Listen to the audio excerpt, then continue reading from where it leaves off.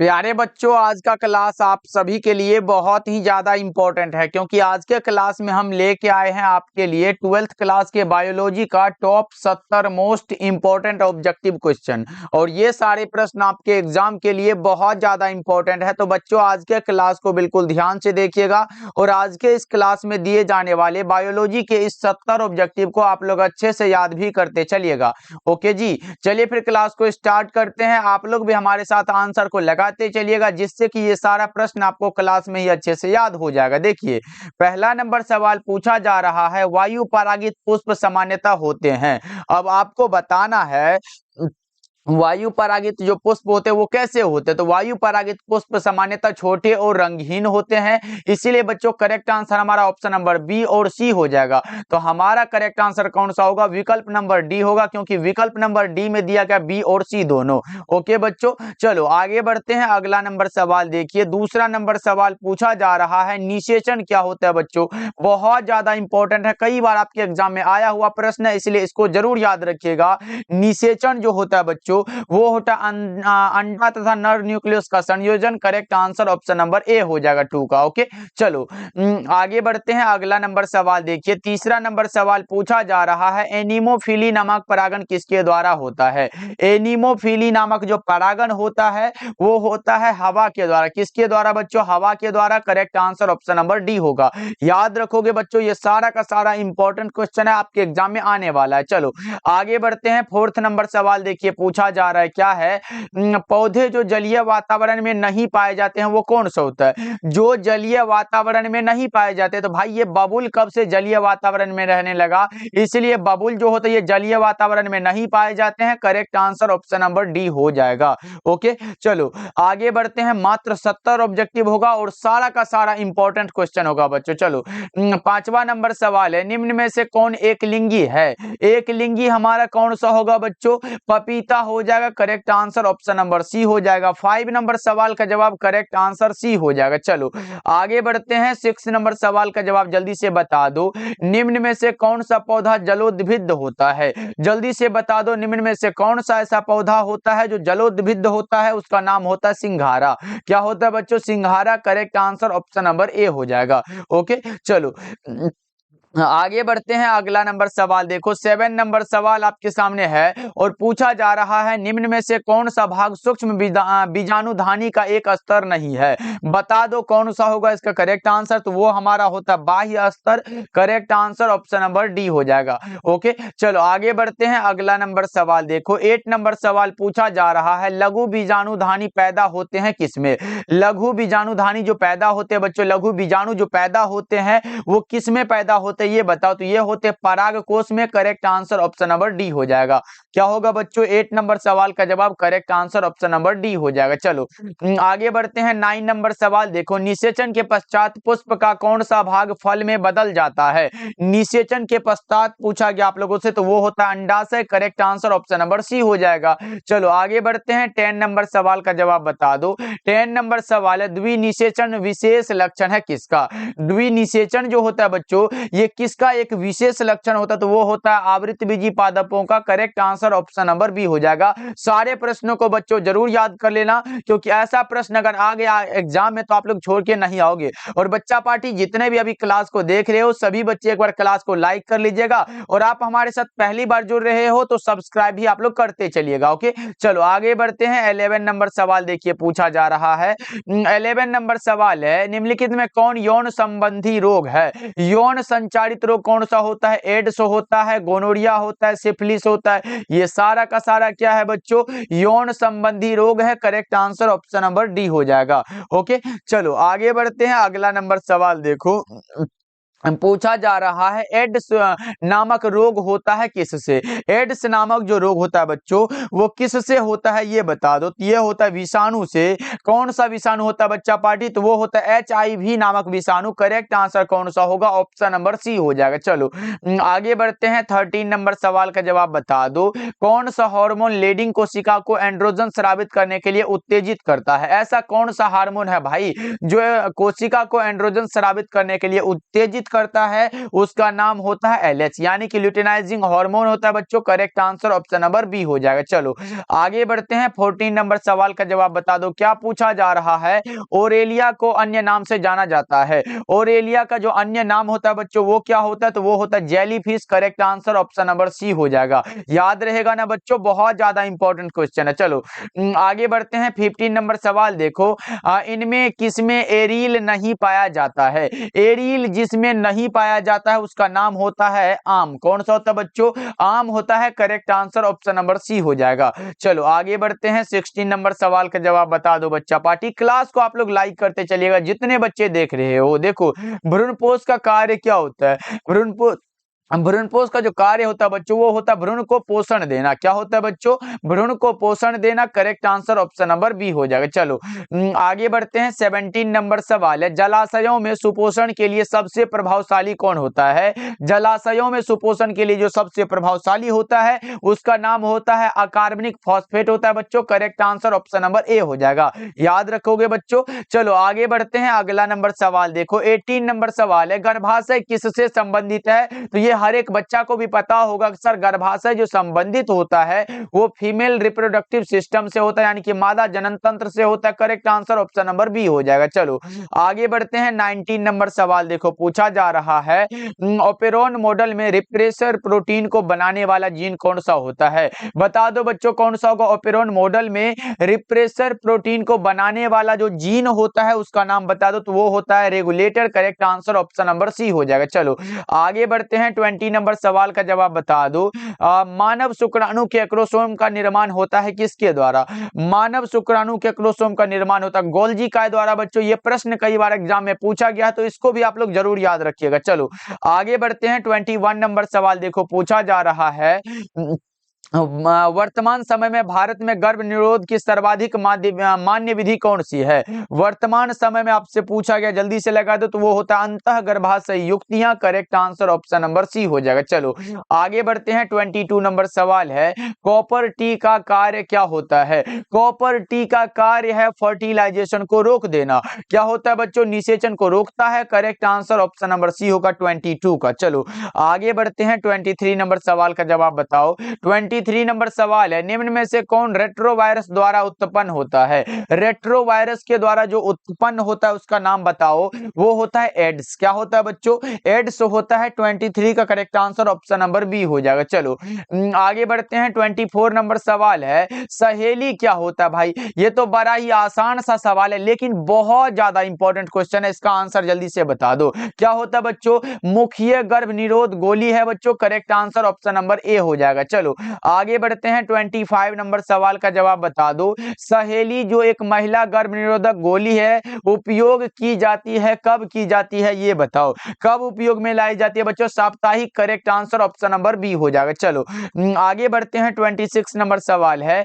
RU 486 दवा प्रयुक्त की जाती है किस में भाई ये बता दो। किस में ये प्रयोग में लाई जाती है बच्चों? ये होता है गर्भपात कारक के रूप में। Correct answer option number A हो जाएगा। चलो आगे बढ़ते हैं। 27 नंबर सवाल का जवाब बता दो। 11 जुलाई को क्या मनाया जाता है? 11 जुलाई को क्या मनाते हैं बच्चों? आपको पता हो तो चैट सेक्शन में एक बार लगा दो। 11 जुलाई को विश्व जनसंख्या दिवस को मनाते हैं। कौन सा संख्या बच्चों? विश्व जनसंख्या दिवस। करेक्ट आंसर डी हो जाएगा। ओके बच्चों। अब पूछेगा सर ये धूम्रपान निषेध दिवस कब मनाते हैं? तो ये 12 मार्च को मनाते हैं बच्चों। उसके बाद पूछेगा विश्व स्वास्थ्य दिवस कब मनाते हैं बच्चों? 7 अप्रैल को मनाते हैं। और ये तो सबको पता होगा सर ये 5 जून को मनाते हैं, ये सबको पता है। चलो आगे बढ़ते हैं। 28 नंबर सवाल है। यौन संबंधों द्वारा फैलने वाला रोग क्या कहलाता है? यौन संबंधों के द्वारा जो फैलने वाला रोग होता है वो हमारा STD कहलाता है, सेक्सुअली ट्रांसमिटेड डिजीज होता है। Correct answer option number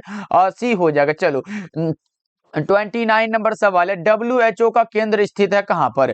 WHO का जो केंद्र स्थित है बच्चों वो जेनेवा में है। क्या है बच्चों? स्विट्जरलैंड के जेनेवा में। Correct answer option number C होगा। चलो आगे बढ़ते हैं। सारे प्रश्नों को आप लोग याद कर लेना भाई क्योंकि ऐसा वाला प्रश्न आने का चांस बहुत ज्यादा होता है। देखो 30 नंबर सवाल है। मेंडल ने प्रतिपादित किया था, मेंडल साहब ने किया था आनुवंशिकता के नियम का प्रतिपादन। Correct answer option number B हो जाएगा। ओके चलो आगे बढ़ते हैं। अगला नंबर सवाल 31 31 नंबर सवाल है, द्विसंकर क्रॉस में अनुलक्षण यानी कि फिनोटाइपिक रेशियो क्या होता है ये बताओ। द्विसंकर क्रॉस में पूछा गया है कि फिनोटाइपिक रेशियो कितना होता है, 9:3:3:1 होता है। Correct answer option number D हो जाएगा। चलो आगे बढ़ते हैं। 32 नंबर सवाल है, मिलेनिन रंग द्रव्य की अनुपस्थिति में दशा उत्पन्न होती है, कैसी दशा उत्पन्न होती है ये बता दो। वो होती है वर्णांधता। Correct answer option number A होगा। सारे बच्चे याद करते चलो। चलो आगे बढ़ते हैं। 33 नंबर सवाल है, मक्का में जंपिंग जीन की खोज किसने की है, मक्का में जंपिंग जीन की खोज किया है किसने भाई, वो क्या है, मैकक्लिंटॉक ने। Correct answer option number C हो जाएगा। चलो आगे बढ़ते हैं। अगला नंबर सवाल 34 नंबर सवाल है, प्रोटीन संश्लेषण किस पर संपन्न होता है, प्रोटीन संश्लेषण किस पर संपन्न होगा बच्चों ये बता दो, किस पर यह संपन्न होता है। 34 नंबर सवाल का जवाब यह होता है राइबोसोम पर। Correct answer option number D हो जाएगा। चलो आगे बढ़ते हैं बच्चा पार्टी। सारे बच्चे क्लास को लाइक करते चलिएगा। देखो ये रहा आपके सामने, रेगुलेटरी जीन पाए जाते हैं किसमें, रेगुलेटरी जीन जो पाए जाते हैं बच्चों वो पाए जाते हैं स्ट्रक्चरल जीन के अंत में। Correct answer option number D हो जाएगा। चलो आगे बढ़ते हैं। अगला नंबर सवाल है 36 नंबर सवाल है, डीएनए टेम्पलेट पर एमआरएनए बनाने की क्रिया क्या कहलाती है, डीएनए के टेम्पलेट पर एमआरएनए बनाने की क्रिया को हम लोग क्या बोलेंगे ये बताओ। इसे हम लोग अनुलेखन बोलते हैं यानी कि ट्रांसक्रिप्शन बोलते हैं बच्चों, याद रखिएगा। ओके चलो आगे बढ़ते हैं। 37 नंबर सवाल पूछा जा रहा है, डायनासोर किस दौरान उपस्थित थे, डायनासोर जो बच्चों उपस्थित थे वो क्या है भाई, एक विलुप्त सरीसृप है जो कि ये मीसोजोइक के युग में उपस्थित थे। Correct answer option number D हो जाएगा। चलो आगे बढ़ते हैं। 38 नंबर सवाल है, कानों पर बाल की बहुलता का जीन पाया जाता है किसमें, वाई क्रोमोसोम पर बच्चों। Correct answer option number B हो जाएगा। चलो आगे बढ़ते हैं। अगला नंबर सवाल 39 नंबर सवाल है, पूरा जीवी प्रमाण किसके अध्ययन पर आधारित होता है, पूरा जीवी प्रमाण जिसके अध्ययन पर आधारित होता है उसका नाम बता दो कौन सा होगा, वो होता है जीवाश्म के अध्ययन पर। Correct answer option number C हो जाएगा। चलो आगे बढ़ते हैं। 40 नंबर सवाल का जवाब बता दो, समकार्य संरचनाएं किसके परिणाम स्वरूप है, समकार्य संरचनाएं किसके परिणाम स्वरूप होता है बच्चों। 40 नंबर सवाल का जवाब बता दो तो वो होता है अभिसारी विकास। Correct answer option number B हो जाएगा। चलो आगे बढ़ते हैं। अगला नंबर सवाल 41 नंबर सवाल है, मीसोजोइक युग है किसके लिए, मीसोजोइक युग जो होता है बच्चों वो किसके लिए होता है ये बता दो, वो होता है सरीसृपों के लिए। Correct answer option number C हो जाएगा। जैसे कि हमने डायनासोर बताया तो डायनासोर क्या है, एक विलुप्त सरीसृप है बच्चों, ये भी आप लोग याद रखोगे। चलो आगे बढ़ते हैं। 42 नंबर सवाल है, निम्नलिखित में किस पौधे को बंगाल का आतंक कहा गया है, बंगाल का आतंक यानी कि टेरर ऑफ बंगाल जो कहा गया है वो कहा गया वाटर हाइचिंथ को यानी कि जलकुंभी को। करेक्ट आंसर ए हो जाएगा बच्चों। चलो आगे बढ़ते हैं। 43 नंबर सवाल है, निम्नांकित में से कौन जैव आवर्धन प्रदर्शित करता है, जैव आवर्धन को जो प्रदर्शित करता है उसका नाम बताना है आप लोगों को। ये हमारा कौन सा होगा, करेक्ट आंसर ये डीडीटी भी प्रदर्शित करता है और पारा दोनों। Correct answer option number C हो जाएगा। चलो आगे बढ़ते हैं। अगला नंबर सवाल 44 नंबर सवाल है कि निम्न में से कौन ग्रीन हाउस गैस नहीं है, ग्रीन हाउस गैस नहीं है पूछा गया, ये नाइट्रोजन नहीं होता है बच्चों। Correct answer option number D हो जाएगा। क्या होता है बच्चों, यानी कि ये हमारा मीथेन भी होता है, उसके बाद हमारा CCl2F2 भी होता है, उसके बाद हमारा CO2 भी होता है, लेकिन जो नहीं है वो nitrogen. Correct answer option number D हो जाएगा। चलो आगे बढ़ते हैं। 45 नंबर सवाल है, इनमें कौन सा ग्रीन हाउस गैस नहीं है, ग्रीन हाउस गैस जो है वो है पूछा गया, इसमें नहीं लगा हुआ है, इसमें है पूछा गया। हमने बताया CCl2F2 होता है, मीथेन होता है, क्लोरोफ्लोरोकार्बन होता है, carbon dioxide. Correct answer option number D हो जाएगा। ओके बच्चों चलो 46 नंबर सवाल का जवाब जल्दी से बता दो। रॉबर्ट मे के अनुसार, ये क्या है भाई, रॉबर्ट मे के अनुसार वैश्विक जातीय विविधता कितनी है, वैश्विक जातीय विविधता आपसे पूछा जा रहा है, बता दो। 46 का करेक्ट आंसर वो 7 मिलियन है बच्चों। करेक्ट आंसर ए हो जाएगा। चलो आगे बढ़ते हैं। 47 नंबर सवाल है, भारत की जैव विविधता कुल विश्व की कुल जैव विविधता का कितना प्रतिशत है, भारत की जैव विविधता विश्व की कुल जैव विविधता का कितना परसेंट है ये बता दो। 47 नंबर सवाल आपके सामने है, तो वो 8.0% है, 8.1% है। Correct answer option number B हो जाएगा। चलो आगे बढ़ते हैं। 48 नंबर सवाल है, हुलॉक गिब्बन पाया जाता है किसके लिए? हुलॉक गिब्बन जो पाया जाता है वो काजीरंगा पक्षी अभ्यारण्य में। Correct answer option number D हो जाएगा। चलो आगे बढ़ते हैं। 49 नंबर सवाल पूछा जा रहा है, चरम समुदाय किस क्षेत्र में पाया जाता है? जल्दी से बता दो। 50 नंबर सवाल 49 नंबर सवाल आपके सामने है, बता दो बच्चा पार्टी। वो संतुलित क्षेत्र में होता है। करेक्ट आंसर आपका ऑप्शन नंबर ए होगा। चलो आगे बढ़ते हैं। 50 नंबर सवाल पूछा जा रहा है आप लोगों से, द्वितीयक उत्पादकता किससे संबंधित होता है? जल्दी से बताओ। 50 का करेक्ट आंसर वो होता है शाकाहारी से। आपका correct answer option number B हो जाएगा। चलो आगे बढ़ते हैं। 51 नंबर सवाल है, निम्नलिखित में कौन अकार्बनिक पदार्थ का उपयोग करता है?